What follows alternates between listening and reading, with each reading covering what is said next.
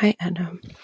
I've been dating this guy for 3.5 years, and 1 year into our relationship, I moved cities to be with him, and I found out that he had lied to me about messaging a girl. He told me it was platonic, but I reached out to that woman, and I found out it wasn't.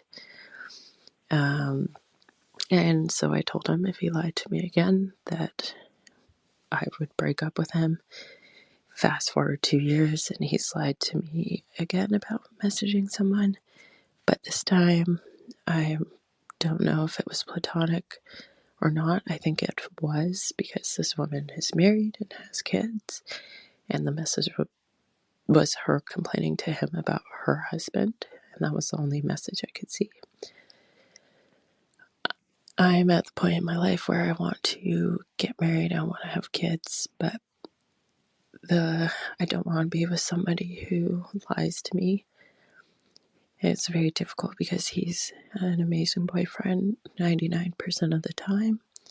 And I feel like I've invested so much time and I've moved away from my parents and have created a career near him. But I'm confused of what to do now. Thanks. You know how people say having a child is akin to getting a face tattoo? Basically, it's something you can't ever take back. And I know there's all these different procedures you could do to get tattoos removed these days, but I think they always leave a little bit of scarring. So if you do decide to get a face tattoo and you get it removed or lasered off, there's always going to be a little bit of scarring. It's always going to be there a little bit in some way. And that's what having a child is like. Whether or not you decide to keep it, it's always going to affect you in some way. And I feel like that's how we should think about marriage and who we're going to spend the rest of our life with. And that's not to say that divorce shouldn't be an option. I think divorce should always be an option. But I truly think that if we all maybe took a step back and saw marriage as getting a face tattoo or even entering into a serious long term relationship as getting a face tattoo, we'd think twice because the time we spend married to the wrong person or even in a relationship with the wrong person is time we can't get back. That's life we can't get back, just like we can't get our skin back once we put a tattoo on it.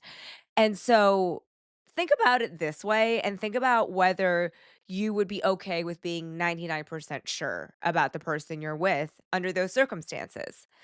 I want to backtrack here first because the first thing that struck me about your voicemail was the fact that you sound like you're in a closet or hiding. I hope that you are somewhere where you can't speak really loudly, but if you are alone right now and no one can hear you, and that's how you recorded the voicemail to me, girl, you are already gone. You are already broken. You're not waiting for him to break you to prove that this is not the right relationship for you to be in. If you're not going to listen to me, listen to yourself. Now you get a chance to play that voicemail back to yourself. I don't know if you listened to it after you recorded it, but you sound devastated. You sound like it's already happened. And it kind of already has, because the thing is, you told him, don't lie to me. And that's exactly what he did. And I don't know how you feel about second chances, but I don't think everybody deserves them. And I certainly don't think he deserved one. And the fact that you gave him a second chance should be the nail in the coffin for you. It shouldn't be a, well, what about a third chance? What he lied to you about wasn't something innocuous. It was about the fact that he clearly had feelings for another woman while he was in a relationship with you, and he lied to you about it. And I don't care whether or not he says he doesn't have feelings for this second woman who's married with children and very committed. He does have feelings for her because if it was truly platonic, he would have told you about it. He's lying to you because he knows deep down inside that he's doing something he shouldn't be doing, which is why he's lying about it. And you, deep down, or maybe not even deep down inside, knows that he shouldn't be doing it because he has feelings for her. Dave, my husband, has one female friend. He has had that female friend since college, well before we met. Her name is Lisa. Whenever her name pops up on the phone, I'm not like, "Is there something going on with Lisa?" I'm like, "Cool, he's talking to Lisa." Nothing went on before us, nothing went on during us, and nothing sure as hell is happening after us. I don't think that's the case with this man. And I know you're probably at an age where it feels like now is the right time to get married. I know you've spent a lot of time with this guy, but the problem is if you end up marrying him, he's already shown you who he is. Why do you need him to show you a third time that he's going to lie to you again? Past behavior is the best indicator of future behavior. And some people can be redeemed. Sure, people can change. I mean, look at David Goggins. He went from a really overweight janitor to the freaking monster he is right now. So people can change. It's just that he, I don't know, wants to change. And that's the most important thing is that you cannot force change upon people. They have to want it themselves. And I don't know if he wants it because you're telling him, this is what I want. And you told him last time, this can never happen again, or else. And you let him get away with it this time. He's just going to be like, oh, you know what? She's saying that I can't do this and that this hurts her, but there's no actual repercussions from it other than an awkward conversation. So I'm just going to keep having my cake and eat it too. And I know he's great to you 99% of the time, but here's the thing. I said that to myself a lot about men who were not right for me in my 20s. I was like, this guy is so great, except for this one teeny tiny. I wasn't even giving it a 1% weight, right? I was like, half a percentage thing that's wrong with him. And everybody's got flaws, right? Nobody's perfect. I can't expect anybody to be perfect. And after I got out of the relationship, usually not of my own volition, usually because he dumped me, but sometimes because I left myself. I would look and realize, wait, he wasn't 99% perfect. He was more like 40% great. And then the other 50% was just me trying to make his bullshit great. And then 10% just really sucked. And I just decided to ignore it. But you can't look at him objectively and you can't look at your relationship objectively until you're out of it. So I wouldn't even look at your relationship right now with him and be like, it's great. Because if it was great, you wouldn't be calling me. Nobody who calls me is like, Anna, I am doing fine. Life is dandy. I just wanted to see if you had some advice on what I could do with all of this joy and abundance around me. Honestly, I wish somebody would leave me a voicemail like that, but so far to date, that hasn't happened. You are calling me because you're in pain. And I think you trying to attach that 1% or any sort of numerical number to your pain and to his failings is you trying to justify something that is actually a really big fucking deal.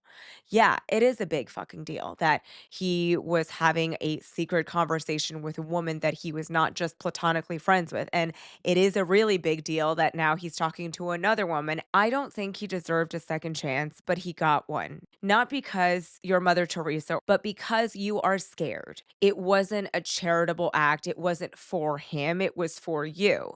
Because I think if you really were going to act in your own best interest, even if it feels hard at the time, you wouldn't have given him a second chance because that's a pretty big fucking red flag. I don't even think that's a red flag. That's just like, he doesn't care that much, girl. And I think you really need to hear that. If he, in the beginning of your relationship, is talking to another woman that he's interested in behind your back, he does not love, like, whatever, find you as foxy. I don't know. He doesn't care about you that much. Okay. And the problem is you gave him a second chance, not because you were like, I'm going to give him a second chance because I'm a good person. You gave him a second chance because you were scared, because you thought, I'm not going to do better than this. He's 99% of the way there. I don't deserve 100. Okay. But here's the thing, he's not 99% of the way there. That's another lie you've told yourself, that he's such a great boyfriend on so many levels. Yeah, I'm sure he has good qualities. And here's the thing everybody always tells me, it's like, oh, well, I only tell you the bad stuff. Like, you don't hear about all the good stuff. Yeah, well, if the bad stuff didn't really matter, and look, there's bad stuff in every relationship. No relationship is perfect. If the bad stuff really didn't matter, you wouldn't need to hash it out. You wouldn't need me to talk to you about it. And I say this because every time I've had a conflict with Dave, I've never been like, I need to go tell a friend, I need to go talk to my therapist about it. It's like, no, I'm going to go talk to Dave about the problem I'm having with him. My goal for all of you is to get you to a point where you do not need to DM me or leave me a voicemail because you think there is nothing that this random person on the internet can tell me that is going to help more than just talking to the person that I am having an issue with. But you can't talk to him because you've already tried and see where that's led you. So now you want to come to me, maybe under the impression that I'm going to tell you, oh, it's fine. Give him another chance. He's already so great. Like you're at that age already that you want kids and you want to get married. Just go for it. Have a kid with a guy who's not fully committed to you. All right. See where it goes. If it doesn't go anywhere, at least you have a kid you love and you'll be a single parent, right?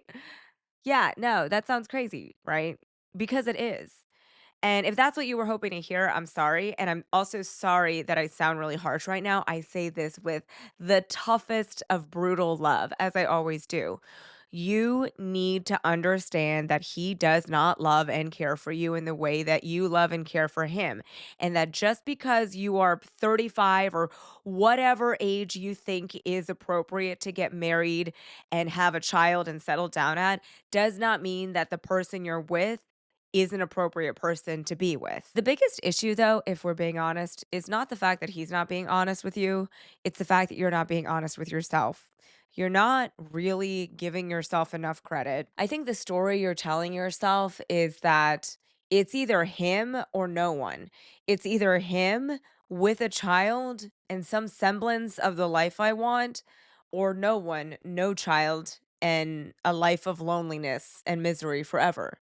And those are not your 2 options. In fact, your more realistic options are it's either him, marriage, and a child, and you sort of being happy, but sort of not, because you got the life you wanted on paper, but it doesn't feel like the way you thought it would.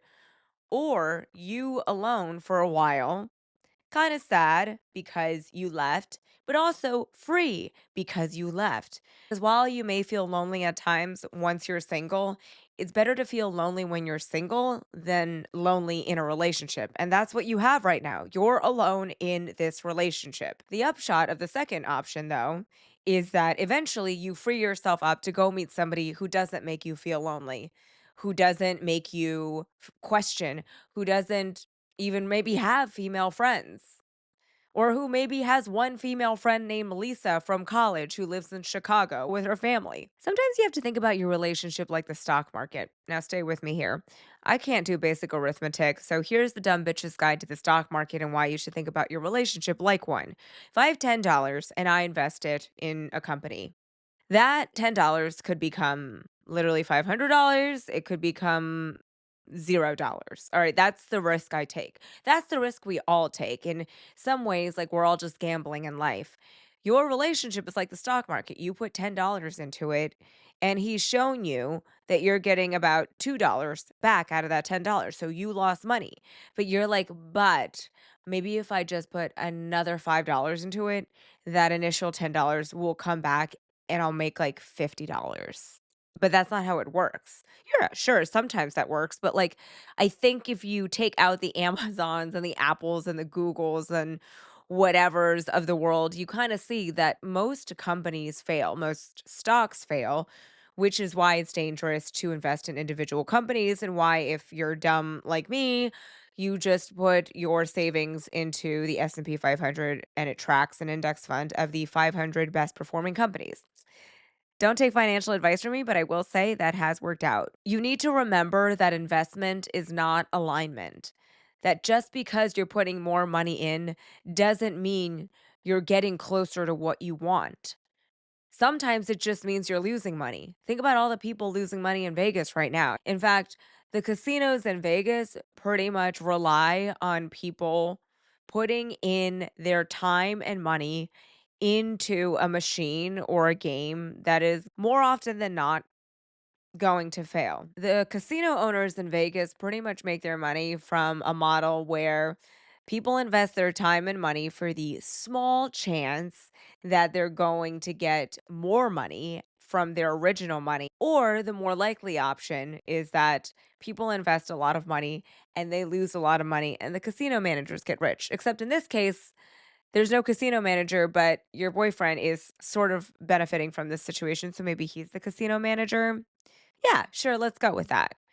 He is getting rich while you keep playing the slot machine. You keep putting coins in thinking, all right, the next one, the next quarter is going to make me $1 million. The next one. And you just keep going.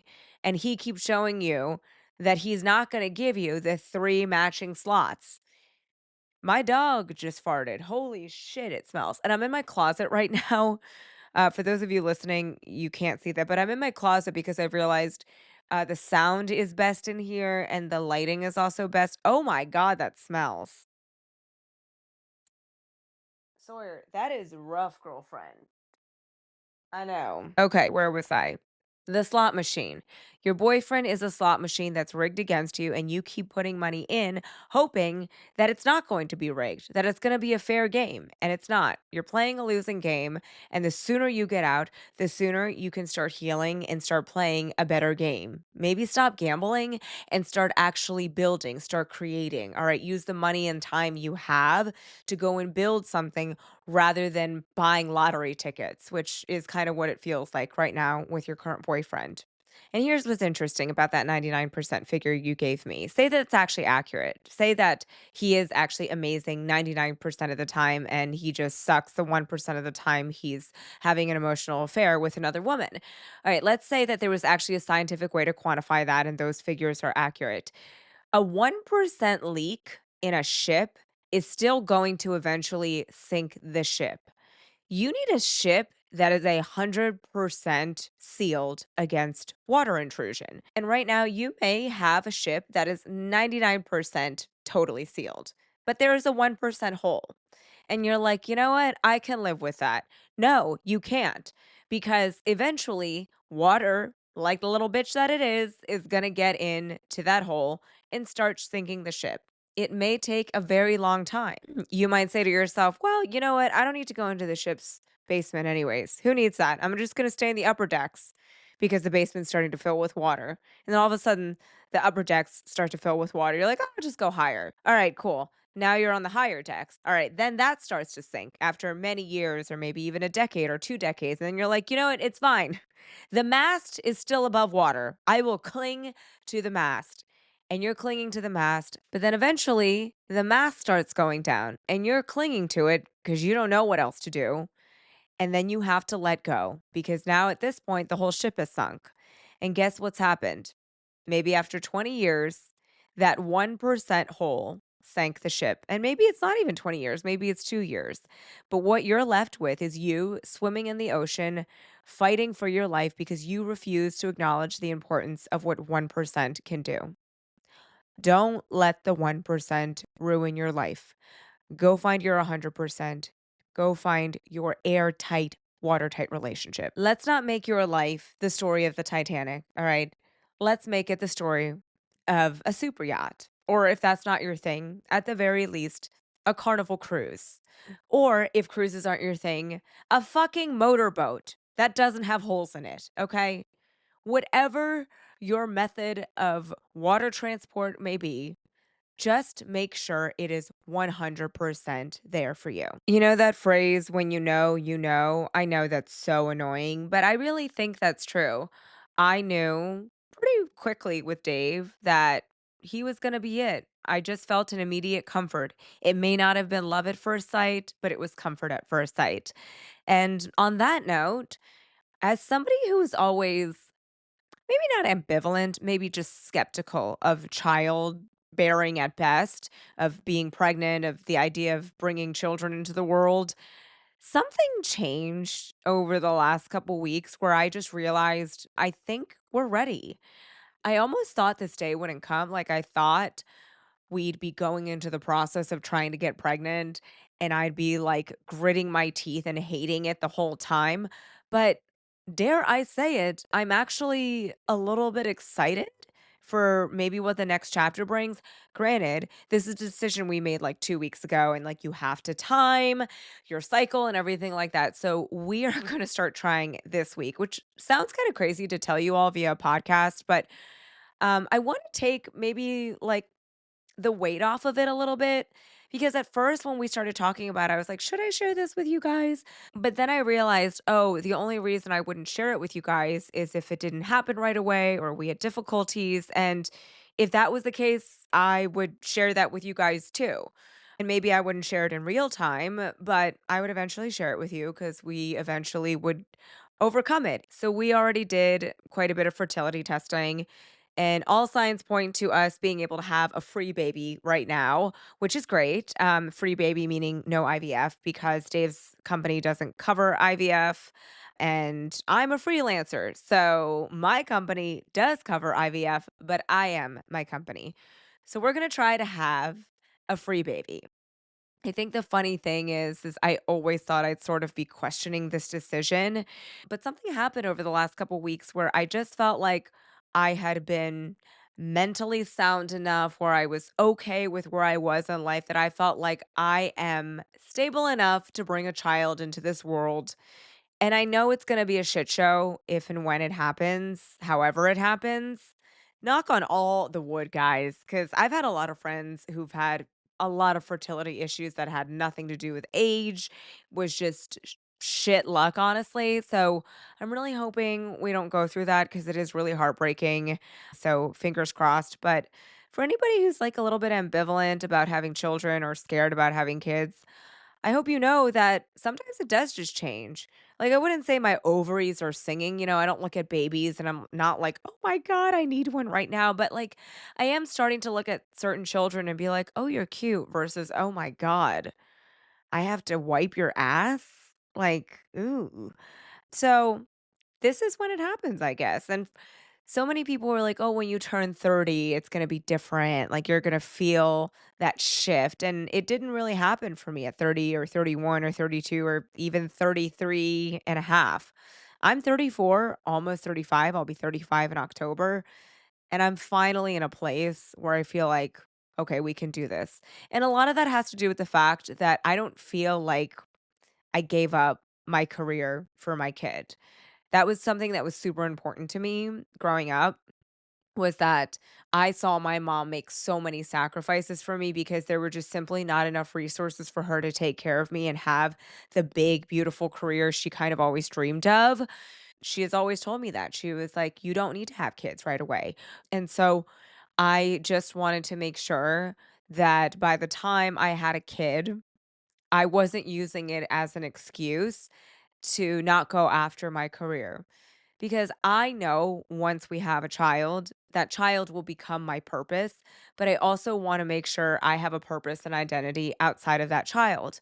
And I really love my career, and there are times where it really stresses me out, I'm not gonna lie, but at the end of the day, I wouldn't do anything else. I think there's a timing to everything in life, and a lot of things don't happen when they're quote unquote supposed to. I really thought I would be married at 30 and have completely given up on having any shred of a career at 30 and popping out kids by 31 or 32. And that just really didn't happen. I didn't get married until I was 32. And I really wasn't ready to have a child until straight up like 2 weeks ago. Things can happen so quickly and they can also change so quickly. So if you're in the, I don't know if I want kids, or if you're like me, it's, I know I want a child, but I don't know if I'm ever going to feel ready to be pregnant. Things can change very quickly. And to end this week's episode, I want to leave you all with this quote by Joan Didion: "Life changes fast, life changes in the instant. You sit down to dinner, and life as you know it ends." And if life as you know it is ending, I hope you know that that paves the way for a new, better one beginning. I'll see you guys next week.